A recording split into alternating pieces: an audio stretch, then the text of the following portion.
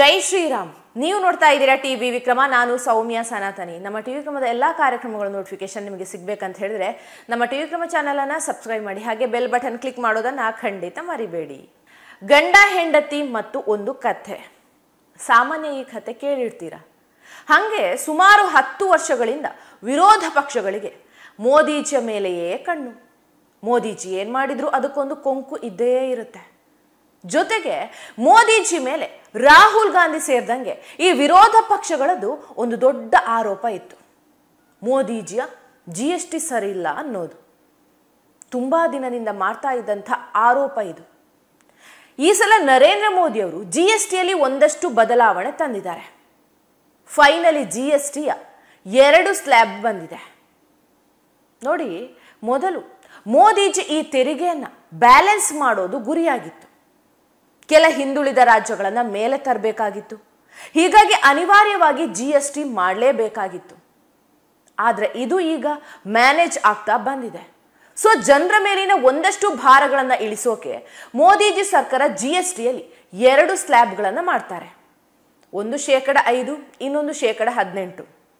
ಇದುವರೆಗೆ ಪ್ರಪಂಚದ ಯಾವ ದೇಶವೂ ಕೂಡ ಒಂದು ಬಾರಿ ಹೆಚ್ಚು ಮಾಡಿದ ತೆರಿಗೆಯನ್ನು ಕಡಿಮೆ ಮಾಡಿದ ಉದಾಹರಣೆ ಇಲ್ಲ. ಆದರೆ ಅದನ್ನ ಫಸ್ಟ್ ಟೈಮ್ ಮಾಡಿದ್ದು ಮೋದಿಜಿ.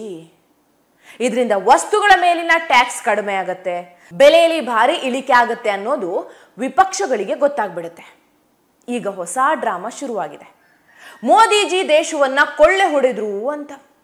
ನೀವೇ ಯೋಚನೆ ಮಾಡಿ, ಮೋದಿಜಿ ದೇಶವನ್ನ ಕೊಳ್ಳೆ ಹೊಡೆದು ಫಾರಿನ್ನಲ್ಲಿರುವಂತಹ ಹೆಂಡತಿ ಮಕ್ಕಳ ಹೆಸರಲ್ಲಿ ಹಣ ಮಾಡ್ತಿದ್ದಾರಾ, ಅಥವಾ ನ್ಯಾಷನಲ್ ಹೆರಾಲ್ಡ್ನಂತೆ ಸಾವಿರಾರು ಹಣ ಮಾಡ್ಕೊಂಡಿದ್ದಾರ?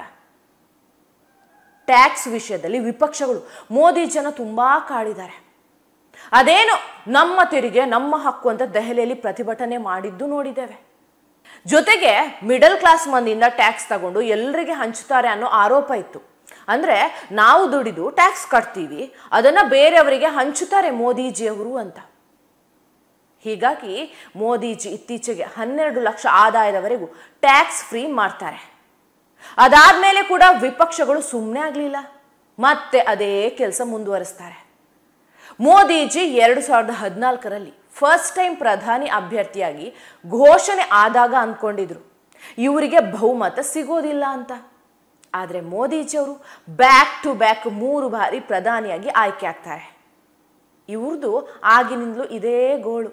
ಮೋದಿಜಿ ಏನೇ ಮಾಡಿದ್ರು ಅದಕ್ಕೊಂದು ಕೊಂಕು. ಎಲ್ಲಿವರೆಗೂ ಬಂತು ಇವರ ಆರೋಪ ಅಂದ್ರೆ, ಮೋದಿಜಿ ಗೆದ್ದಿದ್ದೇ ಸುಳ್ಳು, ಅವರು ವೋಟ್ ಚೋರಿ ಮಾಡಿ ಗೆದ್ದಿದ್ದು ಅನ್ನೋ ಹಂತಕ್ಕೂ ಬಂದ್ಬಿಟ್ರು. ಇದರ ಮಧ್ಯೆ ಜೆನ್ಜಿನೂ ಕರ್ಕೊಂಡು ಬಂದ್ರು. ನೇಪಾಳದಂತೆ ಇಲ್ಲೂ ಅವರನ್ನ ಬೀದಿಗಿಳಿಸಿ ಸರ್ಕಾರ ಬೀಳ್ಸೋಣ ಅಂತ. ಆದ್ರೆ ಭಾರತದ ಜೆನ್ಜಿಗಳು ರಾಹುಲ್ ಗಾಂಧಿಗೆ ಶೇಪೋಟು ಮಾಡಿದ್ದಾರೆ.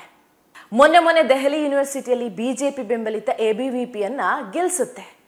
ರಾಹುಲ್ ಗಾಂಧಿಯ NSUAಯನ್ನ ಇದೇ ಜೆನ್ಜಿಗಳು ತಿರಸ್ಕಾರ ಮಾಡ್ತಾರೆ. ಅಲ್ಲಿಗೆ ಜೆನ್ಜಿ ಡ್ರಾಮಾ ಮುಗಿಯಿತು. ಈಗ ಡ್ರಾಮಾಗೆ ಇನ್ನೊಂದು ಕ್ಲೈಮ್ಯಾಕ್ಸ್ ಬಂದಿದೆ. ಹೈದರಾಬಾದ್ನ ಸೆಂಟ್ರಲ್ ಯೂನಿವರ್ಸಿಟಿಯಲ್ಲಿ ಕಾಂಗ್ರೆಸ್ ಅಧಿಕಾರದಲ್ಲಿ ಇದ್ದಿತ್ತು.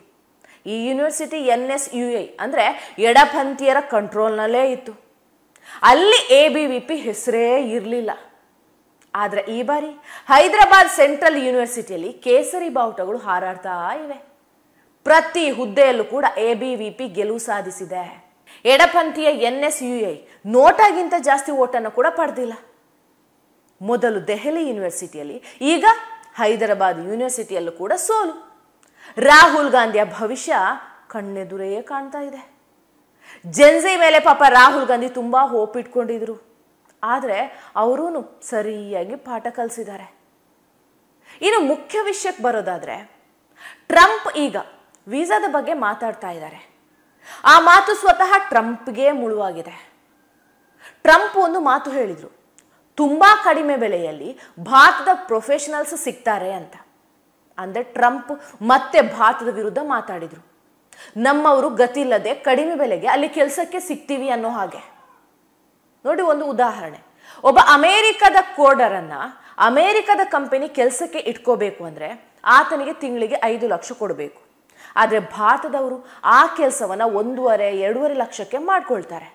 ಚೈನಾದವರು ಆ ಕೆಲಸವನ್ನ 2.5 ಲಕ್ಷ ಸಂಬಳಕ್ಕೆ ಮಾಡ್ತಾರೆ.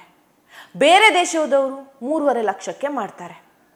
ಸೊ ಈ ಅಮೇರಿಕದ H1B ವೀಸಾ ಪಡ್ಕೊಂಡವರಲ್ಲಿ 73% ಭಾರತೀಯರೇ ಇದ್ದಾರೆ. ನಂತರ ಚೀನಾದವರು 12% ಇದ್ದಾರೆ. ಅದಕ್ಕೆ ಅಮೇರಿಕದಲ್ಲಿರುವಂಥ ಕಂಪನಿಗಳು ಟ್ರಂಪ್ಗೆ ವಾರ್ನಿಂಗ್ ಕೊಡ್ತಾ ಇದೆ. ನೀವು ಈ H1B ವೀಸಾ ದರ ಜಾಸ್ತಿ ಮಾಡಿದರೆ ಭಾರತೀಯರು ಇರೋದಿಲ್ಲ, ಭಾರತಕ್ಕೆ ಹೋಗಿ ಅಲ್ಲೇ ಕಂಪನಿಗಳನ್ನು ಶುರು ಮಾಡ್ಕೋತಾರೆ, ಆಗ ಅಮೇರಿಕಾಗೆ ನಷ್ಟ ಆಗುತ್ತೆ ಅಂತ ಟ್ರಂಪ್ಗೆ ಬುದ್ಧಿ ಹೇಳ್ತಾರೆ. ಇದಕ್ಕೆ ಖರ್ಗೆ ಅವರ ಒಂದು ಹೇಳಿಕೆ ಬಂದಿದೆ. ಮೋದಿಜಿಗೆ ಅವರು ಹೇಳ್ತಾರೆ, ನೀವು ದೇಶವನ್ನು ಲೂಟಿ ಮಾಡ್ತಾ ಇದ್ದೀರಾ ಅಂತ. ಅಂದರೆ 8 ವರ್ಷದಲ್ಲಿ ಮೋದಿಜಿ GST ಹೆಸರಲ್ಲಿ ಗಬ್ಬರ್ ಸಿಂಗ್ ಟ್ಯಾಕ್ಸ್ ಹಾಕಿ ಜನರನ್ನ ದೋಚಿದ್ದಾರೆ ಅಂತ ಹೇಳ್ತಾರೆ.